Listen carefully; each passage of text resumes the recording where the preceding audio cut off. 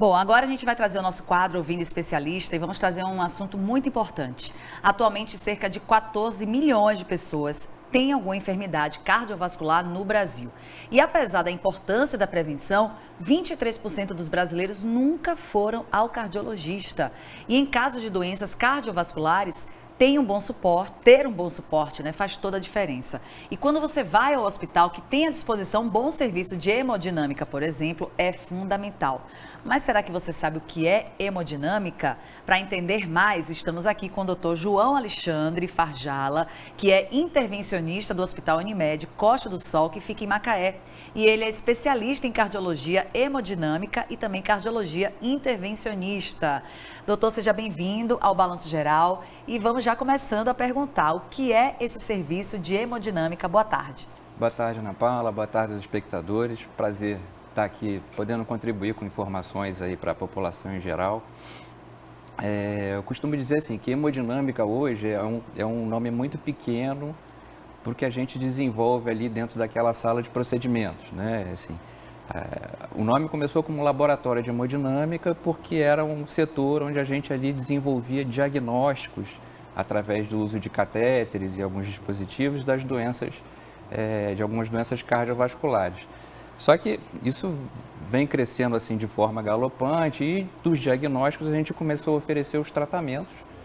E ao longo dos anos isso vem se ampliando de uma forma muito intensa com as novas tecnologias e a gente, hoje, dentro daquela sala que a gente ainda chama de hemodinâmica, a gente oferece muito menos diagnóstico e muito mais tratamentos, né? E tratamentos cada vez mais complexos e que são feitos de forma pouco invasiva, né? Através de uma punção arterial, uma punção venosa, que a gente chama de métodos percutâneos, né? A gente punciona uma artéria, vai com catéteres e dispositivos e consegue hoje resolver uma gama enorme de patologias cardiológicas.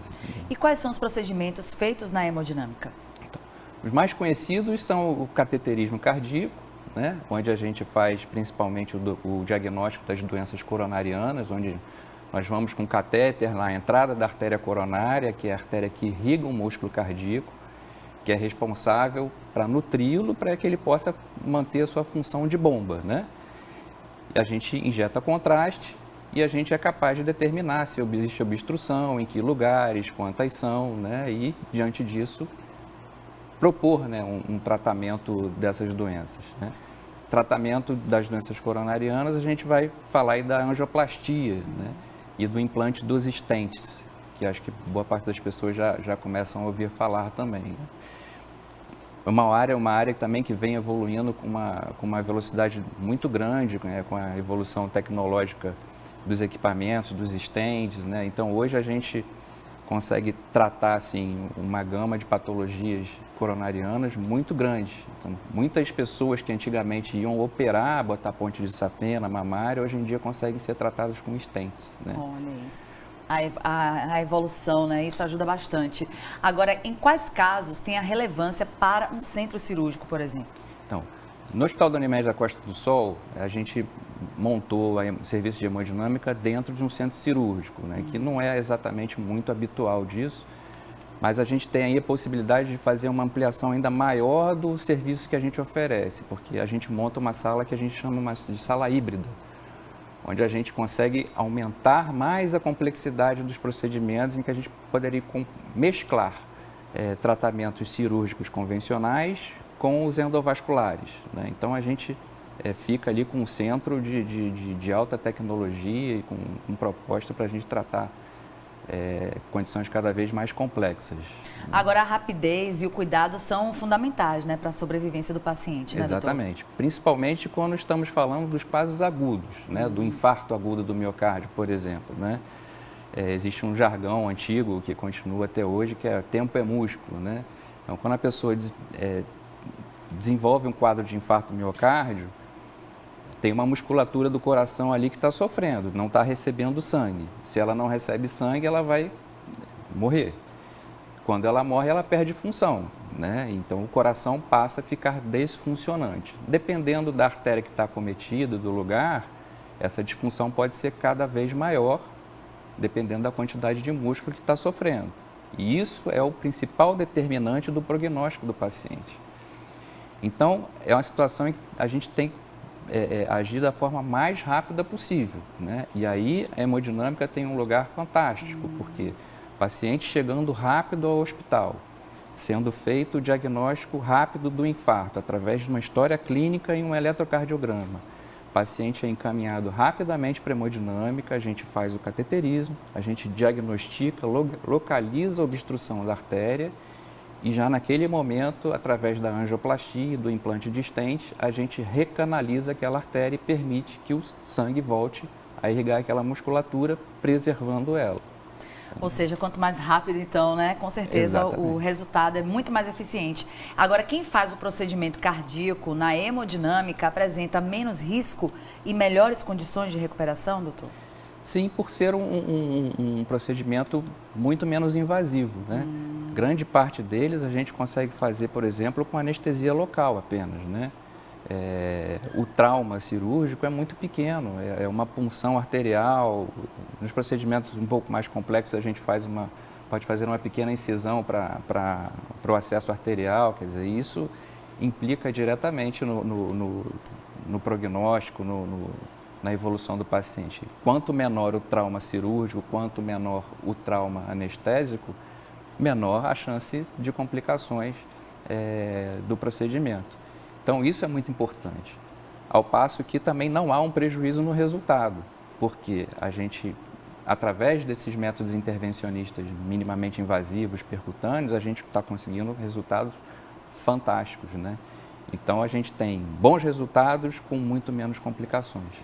Que ótimo. Olha, gente, estamos aqui com o cardiologista, o doutor João Farjala, trazendo aí esse assunto tão importante, né? Falando também dessas novidades. Inclusive, nós sabemos que o senhor atua exatamente nessa área na Unimed Costa do Sol, né? Que esse é o novo serviço do Hospital da Unimed Costa do Sol em Macaé, que está dando muita segurança aos beneficiários. Não é isso, doutor? Exatamente. Quem está agora em Macaé, por exemplo, está acompanhando essa entrevista e que já deve ter tido aí essa experiência, né? Pode também estar agora aí acompanhando e confirmando isso.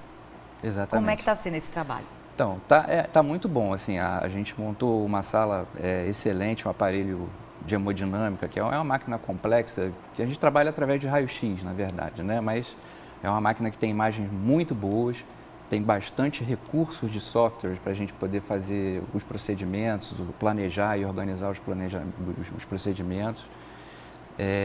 Então, a gente tem uma capacidade de atendimento ali de toda a complexidade dentro da cardiologia, né? Dos mais simples aos mais complexos, a gente tem toda a possibilidade de atuar ali dentro, tanto nos procedimentos eletivos, marcados, combinados, quanto nas emergências, né? E queria lembrar que hoje na hemodinâmica a gente também não fica só restrito à cardiologia, né? A gente tem a possibilidade dessa intervenção minimamente invasiva e percutânea, endovascular, para outras especialidades também, como a cirurgia vascular, a neurologia, né? Onde a gente hoje consegue tratar aneurismas cerebrais, malformações arteriovenosas cerebrais, através de catéteres, né, com as embolizações. E um outro serviço que a gente está disponibilizando na Unimed também, que é muito inovador, muito recente, que é o tratamento do AVC agudo. Olha! Né? O paciente que chega com quadro de AVC dentro de um horário assim, favorável, além da medicação que a gente oferece, pode ofertar, a gente consegue, através do catéter, ir lá na artéria cerebral que está ocluída, como se fosse um infarto do coração. Sei. Mas no território cerebral. Olha que interessante. E a gente resgata aquele trombo ali, né, desentope a artéria, e às vezes o paciente que chega ali na sala sem falar, com o lado inteiro paralisado, consegue sair da sala andando e falando normalmente. Olha, isso agora me chamou a atenção, o senhor falou no horário favorável. O que seria esse horário favorável? Funciona da mesma coisa, do mesmo modo do coração, né? Como o tempo é músculo, tempo Sim. também é cérebro, né? Então, quanto mais tempo a pessoa demora a procurar o hospital e quanto mais tempo demora a receber o tratamento adequado, menor vai ser a chance que a gente vai ter de recuperar aquele território que está em sofrimento, né? Para o AVC, a gente considera, para a gente fazer o tratamento intervencionista por catéter até 6 horas de evolução. Isso está se estendendo um pouco mais, dependendo de algumas situações, alguns exames complementares que a gente pode usar, mas o tempo hoje é mais ou menos isso aí, em torno de 6 horas, né? Então, depois disso, você já começa a perder a efetividade do procedimento, porque você já não vai conseguir recuperar as células que estão ali, né? Agora, importante, né, conhecer todas essas técnicas que estão sendo oferecidas, esses serviços. Quem está em casa agora também acompanhando, né, esse trabalho que está sendo realizado é muito importante. E é bom ter esse conhecimento, né, doutor? Às vezes a pessoa, eu não sei se o senhor pode falar também de alguns pacientes que já tenham sido atendidos até mesmo nessa parte, não só cardiológica, mas também desse AVC, que eu achei interessante o senhor ter falado, para que as pessoas possam saber que é possível, né, quando você leva rapidamente, quando você busca esse atendimento. O primeiro passo disso tudo, na verdade, é a conscientização da população. Isso. Né? Porque se a pessoa não chega ao hospital num tempo bom, né, a gente não consegue oferecer um tratamento melhor que a gente pode. Né? Isso para o infarto e para o AVC, por exemplo. Né? Que é muito comum a gente encontrar pacientes que vão à emergência, às vezes no dia seguinte, muitas horas depois, aí fica assim, não, mas eu acho que isso aqui é só uma gastrite, eu acho que é gases, e fica em casa protelando, às vezes tem medo de ir ao hospital, por medo do que vai acontecer. Medo do diagnóstico, medo não é isso? do diagnóstico, exatamente, e acaba perdendo a oportunidade de receber o tratamento ali melhor que a gente tem para a doença, né? Então, qualquer que seja um sintoma, doutor, se achar que tá não está se sentindo bem, deve ir ao médico. Principalmente hospital. As pessoas que já têm esse histórico, né, de sentir dor no coração. Exatamente. Por exemplo, algum tipo de formigamento, né? Vou até aproveitar esse momento, porque a gente ouve muito, né, as pessoas falando, formigamento é coisa do coração. Uma dor na nuca deve ser algo assim. O senhor já deve ter ouvido, deve ser pressão alta, né? Esses ditados populares, doutor, tem a ver isso? Isso acontece. Algumas vezes sim, assim. Na verdade, a gente quando está falando assim, dor no peito, mas assim, não necessariamente o sintoma que o paciente vai referir é dor. Muitas vezes é uma opressão, uma queimação, um aperto, um desconforto, né? Esse desconforto ele pode irradiar para pescoço, para o braço, principalmente o esquerdo, para a região epigástrica. Então, assim, quando a pessoa apresenta esses sintomas, é bom que procure atendimento médico, né? Porque se tiver realmente uma coisa nesse sentido, quer dizer, ela vai ter oportunidade de ser tratada de forma rápida e isso vai implicar de forma direta no prognóstico dela, né? Então, e a pessoa que já foi atendida, ela pode voltar? Ela pode ser um paciente recorrente? Pode, né? Porque assim, a doença que causa o infarto e o AVC é a doença aterosclerótica, né? Que é aquela formação de placas na parede das artérias. Isso é uma doença sistêmica, né? Ela não é restrita à artéria do coração, não é restrita à artéria do cérebro, ela pode acontecer em qualquer artéria do corpo. Quando a gente faz uma angioplastia, faz ponte de safena, na verdade a gente está resolvendo um problema ali pontual, mais agudo, né? Mas o tratamento da doença em si é uma coisa mais complexa, né? A gente tem que evitar que a doença aterosclerótica progrida. Para isso, a gente tem todas aquelas recomendações que todo cardiologista coloca nas consultas. Que o senhor pode falar para a gente agora aqui, porque a gente está chegando ao finalzinho e a gente precisa falar de prevenção, não é isso, doutor? Exatamente. A prevenção ainda continua sendo a melhor forma de se cuidar, né? Então, a gente evitar ter o problema é muito melhor do que a gente depois ter que remediar. Então, a prevenção das doenças cardiovasculares e da doença aterosclerótica, ela parte daqueles princípios em que a gente precisa minimizar o que a gente chama de fatores de risco, né? Alguns são modificáveis, outros não. Por exemplo, o envelhecimento não é um fator modificável, né? A pessoa vai envelhecer, sim. A doença aterosclerótica ela realmente acontece com o envelhecimento, mas alguns são. Prática de atividade física basicamente diária, o cuidado com a alimentação, evitar ou minimizar o estresse, as consultas regulares com um cardiologista ou com um clínico para ver como é que estão suas taxas, o controle de glicose, a alimentação, não fumar, né, que é um fator de risco importantíssimo para o desenvolvimento da doença. Então, são todas essas questões em que a gente pode, de alguma forma, estar intervindo para tentar minimizar ou evitar o aparecimento da doença. Bom, foi ótima a conversa, muito bom conhecer também, né, esse serviço que está sendo oferecido na Unimed em Macaé. E eu gostaria de agradecer a sua presença, Dr. João Farjala, cardiologista, e que o senhor pudesse deixar as últimas considerações, falar também o local onde as pessoas podem encontrar esse serviço. Isso. Eu que agradeço a oportunidade aqui de estar fornecendo informações assim, para as pessoas. Novamente, assim, a prevenção continua sendo a melhor forma que a gente tem de evitar as doenças cardiovasculares, né? Procurar seu cardiologista pelo menos anualmente para fazer a sua avaliação, né? Controlar os fatores de risco, não fumar, cuidar de alimentação, praticar atividade física diária.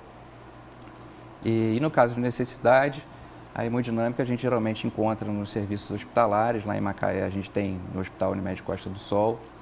É um serviço bastante amplo, com bastante complexidade. E é isso. Dá trabalho, cuidar da saúde dá trabalho. Mas não ainda é bem fácil. que temos os doutores aqui, né, para nos ajudar. Doutor, muito obrigada mais uma vez.